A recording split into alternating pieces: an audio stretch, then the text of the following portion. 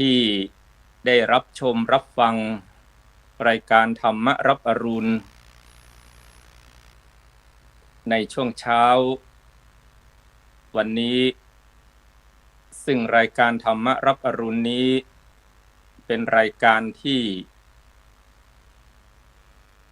พระนักเผยแผ่ได้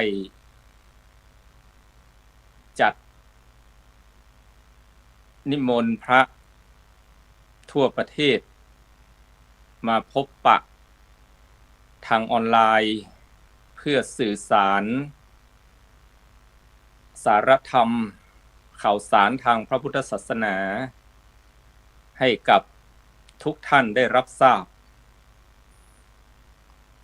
การเผยแผ่พระพุทธศาสนานั้นถือว่าเป็นงานแรกที่พระพุทธเจ้าทรงทำเป็นงานประจำที่พระองค์ทรงปฏิบัติตลอดชีวิตเป็นศาสนกิจสุดท้ายที่ทรงบำเพ็ญและ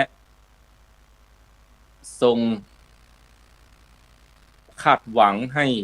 พุทธบริษัทคือภิกษุภิกษุณีอุบาสกอุบาสิกานั้นสืบทอดงานเผยแผ่จึงเป็นงานสำคัญอย่างยิ่งที่ว่าเป็นงานแรกที่พระพุทธเจ้าทรงทำนั้นหลังจากที่ตรัสรู้ที่ใต้ต้นพระศรีมหาโพธิ์แล้วพระพุทธองค์ก็ทรงมุ่งงานเผยแผ่เป็นงานแรกทรงเสวยวิมุตติสุข7สัปดาห์49วันทบทวนเรื่องราวที่ตรัสรู้ทบทวนหลักธรรมและในขณะเดียวกันก็คงจะวางแผนในเรื่องของการเผยแผ่พระพุทธศาสนาว่าจะเผยแผ่กับใครเป็นคนแรกจะนำหลักพุทธธรรมอะไรพระสูตรไหนไปแสดงให้กับคนผู้นั้นแล้วพระองค์ก็ตัดสินใจเลือกพระปัญจวัคคีย์5ซึ่งเป็นนักบวชที่เคยประพฤติปฏิบัติอยู่ร่วมกันมาเป็นเวลา6 ปีเป็นบุคคลชุดแรกที่จะไปเผยแผ่พระศาสนาและก็ทรงเลือกพระธรรมเทศนาต่อมาเรียกว่าธรรมจักรกับปวัตตนสูตรเป็นพระสูตรสุดแรกที่ไปแสดงให้แก่พระปัญจวัคคีย์ทั้ง5เพราะฉะนั้นงานเผยแผ่พระพุทธศาสนาจึงเป็นงานแรกที่พระพุทธเจ้าทรงทำเมื่อมีพระอรหันต์เกิดขึ้นในโลก60รูปมีพระปัญจวัคคีย์5พระยศะและเพื่อนของพระยศะในเมืองพาราณสีอีก54รูปที่ออกบวชและสำเร็จเป็นพระอรหันต์ชุดแรกรวม60รูปรวมทั้งพระพุทธองค์ด้วยก็เป็น61พระองค์ก็ทรงมอบนโยบายในการเผยแผ่ให้กับพระธรรมทูตชุดแรกด้วยภาษาบาลีว่าจรัตถภิกขเว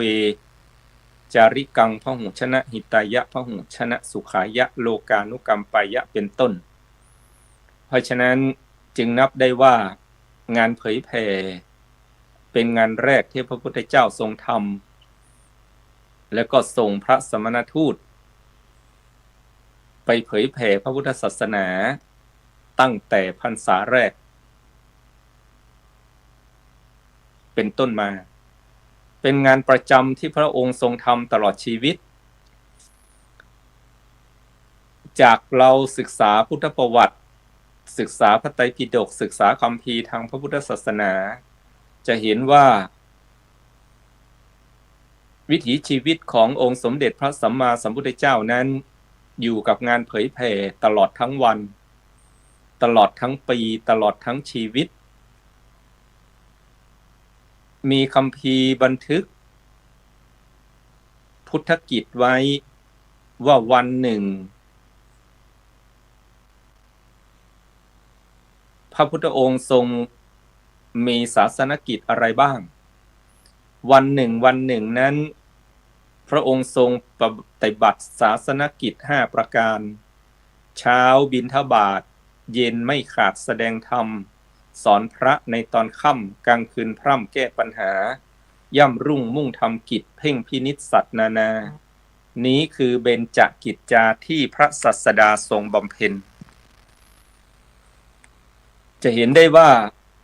จากพุทธกิจ5ประการนี้ล้วนแต่เป็นเรื่องของงานเผยแผ่แทบทั้งสิ้นการเสด็จไปบิณฑบาตของพระพุทธองค์ก็เป็นไปเพื่อการเผยแผ่ด้วยเป็นวงแห่งสากยวงศ์หรือพุทธวงศ์ที่จะต้องอนุเคราะห์เป็นเนื้อนาบุญให้กับชาวโลกได้สั่งสม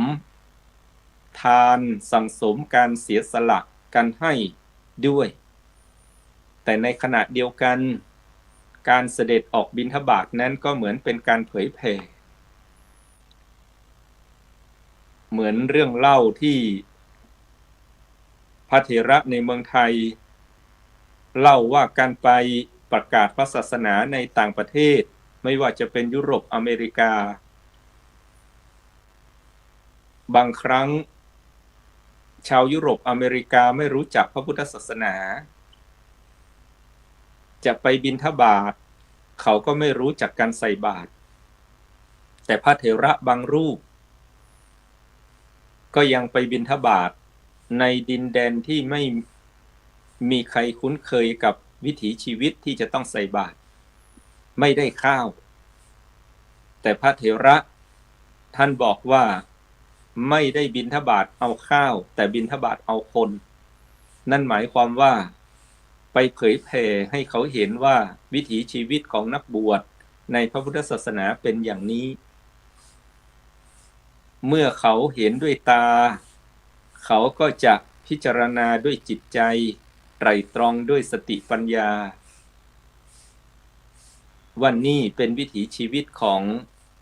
นักบวชในพระพุทธศาสนาก็จะมีความสนใจหันมาศึกษาหันมาเรียนรู้หลักการของพระพุทธศาสนาในสมัยครั้งพุทธกาลพระพุทธองค์อุบัติขึ้นในท่ามกลางของนานาศาสนานานาลัทธิโดยเฉพาะศาสนาพราหมณ์ที่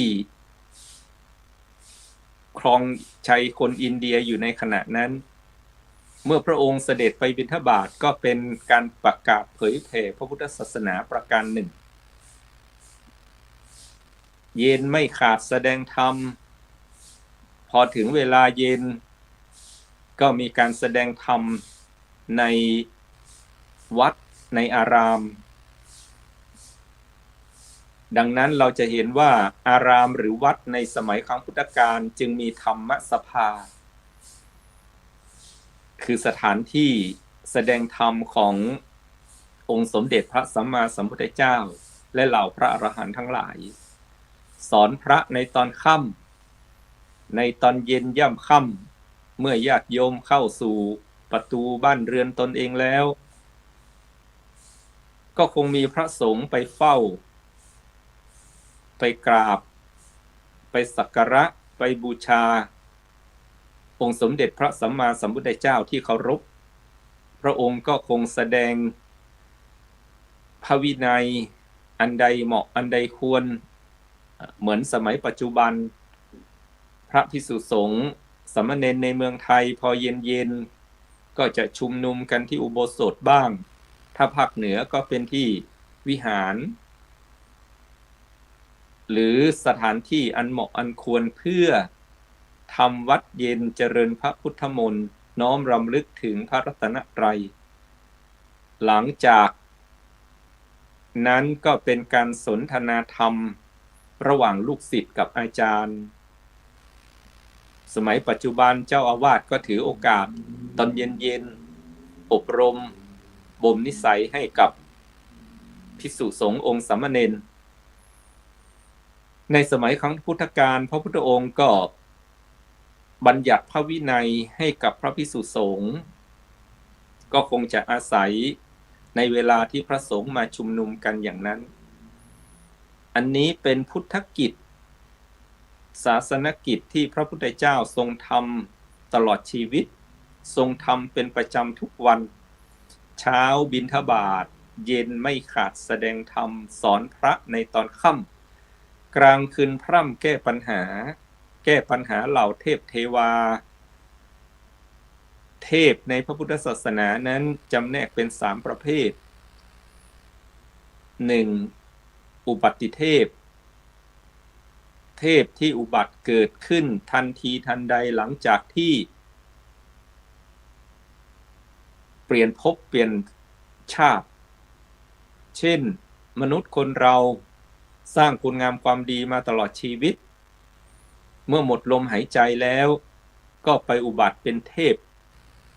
ในสวรรค์ชั้นต่างๆตั้งแต่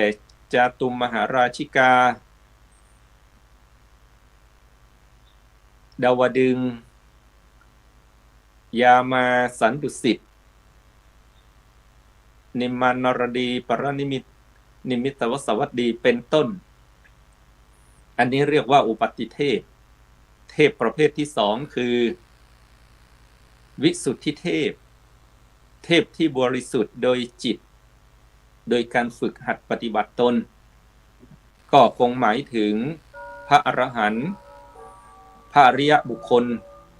เรียกว่าวิสุทธิเทพเทพประเภทที่3คือสมมุติเทพผู้หลักผู้ใหญ่เจ้าฟ้ามหากษัตริย์ที่สมมุติว่าเป็นเทพชนิดหนึ่งเหมือนสมมุติสงฆ์ที่ผู้คนเคารพนับถือคำว่าแก้ปัญหาเทวดาหรือเทพนั้นก็คงเป็นเทพ3ประการนี้แหละเทพที่เป็นอุบัติเทพมาเข้าเฝ้าทูลถามปัญหาก็มีอยู่จริงๆดังเรื่องราวในคัมภีร์พระพุทธศาสนาที่เล่าถึงมงคลสูตรว่าเกิดขึ้นจากการที่เทพมาถามปัญหาพระพุทธองค์และคงมีวิสุทธิเทพพระสารีบุตรโมคคัลลานะพระอรหันต์ทั้งหลายที่มาสนทนาธรรมกับองค์สมเด็จพระสัมมาสัมพุทธเจ้าแยกเวลาต่างหากจากที่ร่วมกับภิกษุสงฆ์ผู้เป็นปุถุชนก็คงจะมีอยู่และส่วนหนึ่งสมมุติเทพเจ้าฟ้ามหากษัตริย์ยกตัวอย่างเช่น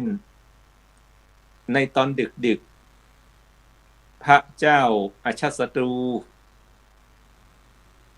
ครั้งแรกที่ไปเฝ้าพระองค์สมเด็จพระสัมมาสัมพุทธเจ้านั้นก็ทรงเสด็จไปกลางคืนในเวลาเงียบสงัดก็คงเป็นด้วยเหตุว่ากลางวันทรงงานหนัก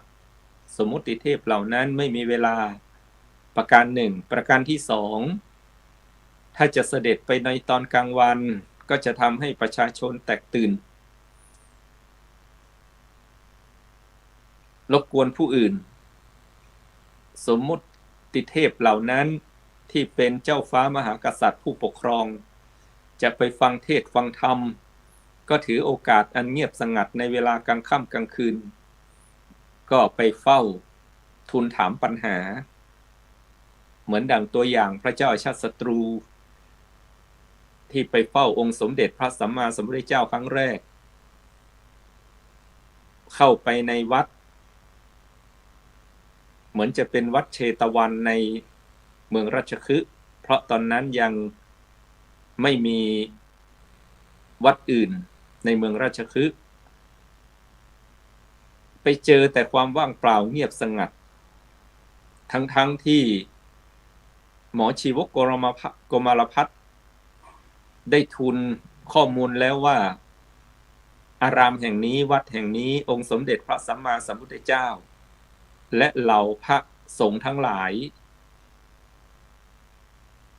อยู่กันเป็นจำนวนมากแต่เมื่อเข้าไปแล้วไม่เห็นพระสงฆ์มีแต่ความเงียบสงัดพระเจ้าชัตตรูก็คิดในใจว่าหรือคนที่ไม่ชอบพระองค์นั้นจะลวงมาฆ่าไม่เจอผู้ใดเลย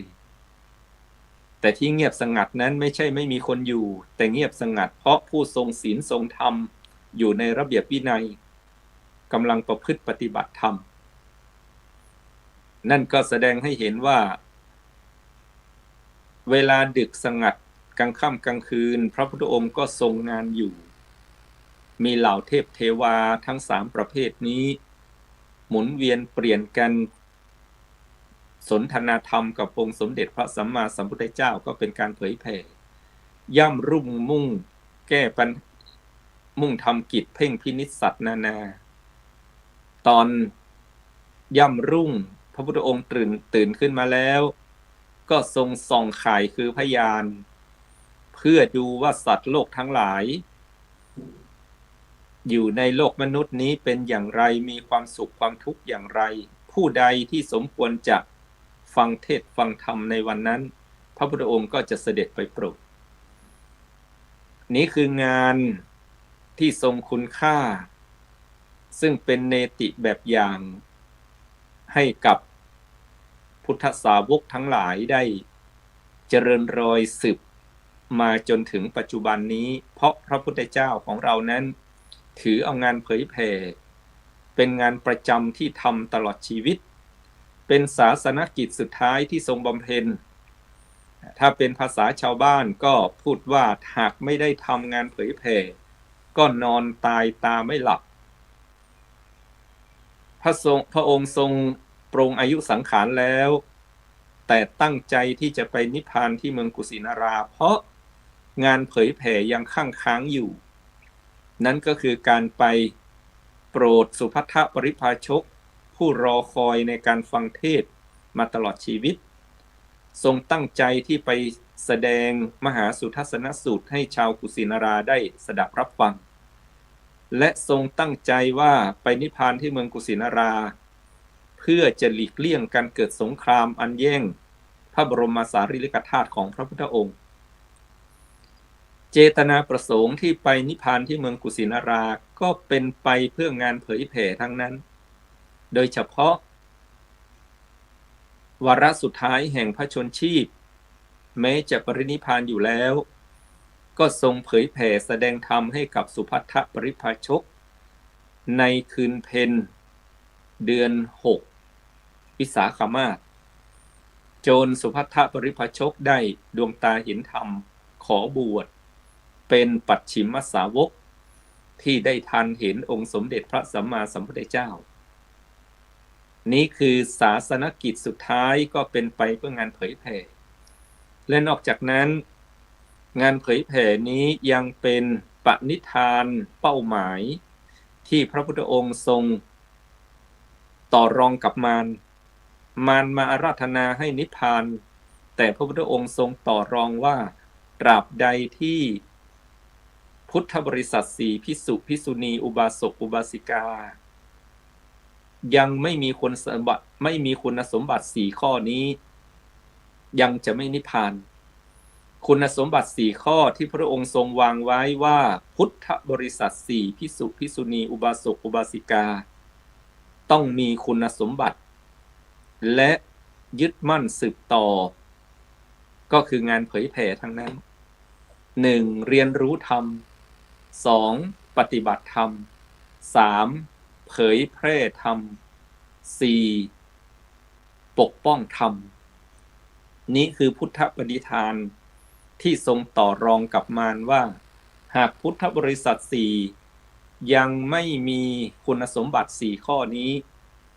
ก็จะยังไม่นิพพานต่อเมื่อพระชนมายุได้79 ปี9 เดือนเหลืออีก3 เดือนจะครบ80พระพุทธองค์ก็ทรงรับเงื่อนไขการปรินิพพานของมารเพราะพุทธบริษัท4เรียนรู้ธรรมปฏิบัติธรรมเผยแพร่ธรรมและปกป้องพระธรรมได้พอสมควรแล้วพระองค์จึงทรงปรงอายุสังขารและเสด็จดับขันธปรินิพพานเพราะฉะนั้นงานเผยแผ่นี้จึงถือว่าเป็นงานที่สำคัญเป็นงานแรกที่พระพุทธเจ้าทรงทำเป็นงานประจำที่ทำตลอดชีวิตเป็นศาสนกิจสุดท้ายที่ทรงบำเพ็ญและทรงเป็นพุทธปณิพานที่อยากจะเห็นเหล่าพุทธบริษัทนั้นสืบทอดเจริญรอยตามพระพุทธองค์ในเมืองไทยนั้นคณะสงฆ์ไทยได้ถือว่างานเผยแผ่นี้เป็นหนึ่งในศาสนกิจหลักหรือเป็นพันธกิจที่คณะสงฆ์ได้ดำเนินการมาตั้งแต่โบราณกาลโดยคณะสงฆ์ไทยมีพันธกิจหลักอยู่6ประการปัจจุบันนี้บวกไปอีก1เป็น7 6ประการงานพระคณะสงฆ์ก็คือ1การปกครอง2การศึกษา3การเผยแผ่4สาธารณูปการการก่อสร้าง5ศึกษาสงเคราะห์เยาวชนเรื่องการศึกษาทั้งหลาย6สาธารณสงเคราะห์ช่วยเหลือจุนเจือสังคมญาติโยมทั้งหน่วยงานองค์กรและปัจเจกชนเช่นโรงเรียนโรงพักโรงพยาบาล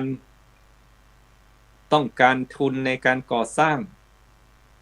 ครูบาอาจารย์ที่มีกำลังท่านก็ระดมทุนไปช่วยก่อสร้างเป็นสาธารณสงเคราะห์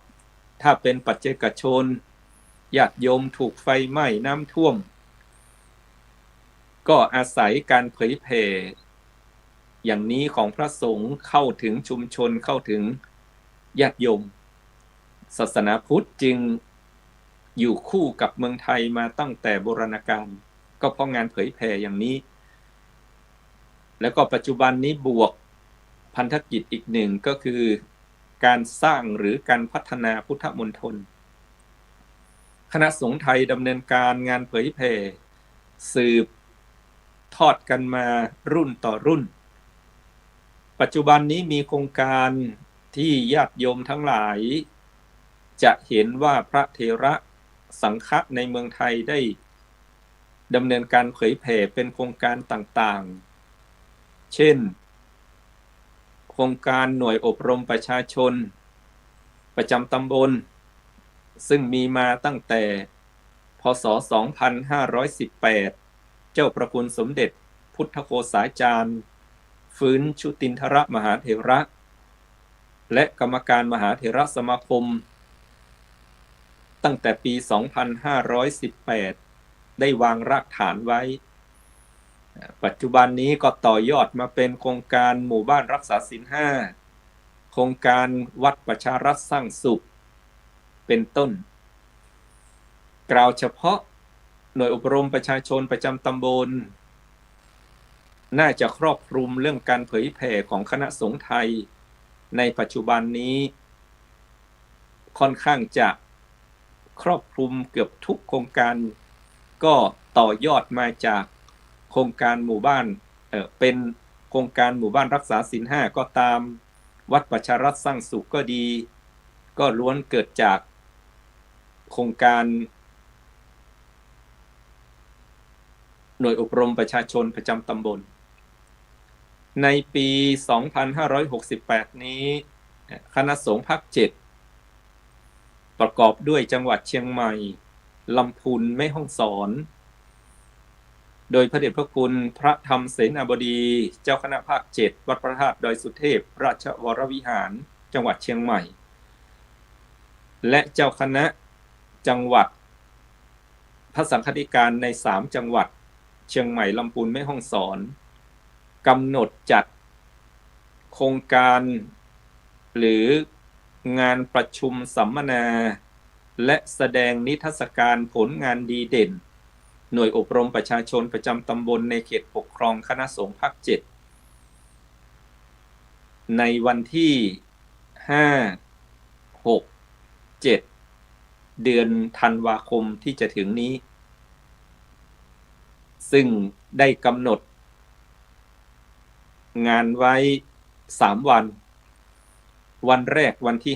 5อันเป็นวันเฉลิมพระชนมพรรษาหรือวันครบรอบการประสูติของพระบาทสมเด็จพระเจ้าอยู่หัวในรัชกาลที่9จะมีพิธีเปิดโดยพระเดชพระคุณพระธรรมเสนาบดีเจ้าคณะภาค 7เป็นประธานจัดงานณที่ศูนย์หน่วยอบรมประชาชนประจำตำบลของคณะสงฆ์ภาค 7วัดดอยสัพพันยูอำเภอแม่วางจังหวัดเชียงใหม่จะมีการสวดพระพุทธมนต์ถวายเป็นพระราชกุศลแด่ในหลวงรัชกาลที่9แด่สมเด็จพระนางเจ้าสิริกิติ์พระบรมราชินีนาถพระบรมราชชนนีพันปีหลวงและจะมีการเปิดงานแสดงนิทรรศการผลงานหน่วยอบรมประชาชนประจำตำบลดีเด่นของ3จังหวัดโดยคัดเลือกหน่วยอบรมประชาชนประจำตำบลของทุกจังหวัดมาแสดงนิทรรศการผลงานทั้งจังหวัดเชียงใหม่ลำพูนแม่ฮ่องสอนจึงเจริญพรเชิญชวนสาธุชนญาติโยมที่อยู่จังหวัดเชียงใหม่หรือใกล้เคียงลำพูนแม่ฮ่องสอนที่จะดูไปชมผลงานการเผยแผ่ของพระสงฆ์ไทยหน่วยอบรมประชาชนประจำตำบลนั้นมีงานที่เป็นขอบข่ายหรือเป็นสโคปของงานที่จะต้องดำเนินการ7 ส 1 ก7 ส ก็คือสที่1ศีลธรรมวัฒนธรรมสที่2สุขอนามัยสที่3สัมมาอาชีพสที่4สันติสุขสที่5สามัคคีธรรมสที่6ศึกษาสงเคราะห์สที่7สาธารณสงเคราะห์และ1 กก็คือกตัญญูกตเวทิตาธรรมพระสงฆ์ได้ยึดแนวทาง7 สนี้โดยเฉพาะสัมมาอาชีพไปส่งเสริมให้ญาติโยมในท้องถิ่นนั้นๆนำอาชีพอันสุจริตมาสร้างเป็นอาชีพให้เกิดรายได้ในครัวเรือนในชุมชนเพราะฉะนั้นงานเผยแผ่ของพระสงฆ์นั้นไม่ได้เผยแผ่เฉพาะหลักธรรมคำสอนแห่งองค์สมเด็จพระสัมมาสัมพุทธเจ้าก็พัฒนาไปตามยุคตามสมัยดังเล่าสู่ทุกท่านฟังว่าหน่วยอบรมประชาชนประจำตำบลนั้นได้ยึดแนวทาง7 สไปพัฒนาสังคมและ1 กจึงเจริญพรเชิญชวนสาธุชนญาติโยมไปชมนิทรรศการและจะมีการประชุมสัมมนาหน่วยอบรมประชาชนประจำตำบลทั้ง3จังหวัดเชียงใหม่ลำพูนแม่ฮ่องสอนเกือบ 1,000 หน่วยอบรมประชาชนประจำตำบลที่มาร่วมประชุมสัมมนากันในวันที่5 6 7เพราะฉะนั้นวันนี้ขออำนวยอวยพรให้ทุกท่านมีแต่ความสุขความเจริญด้วยกันทุกคนทุกท่านเทอญขออำนวยพร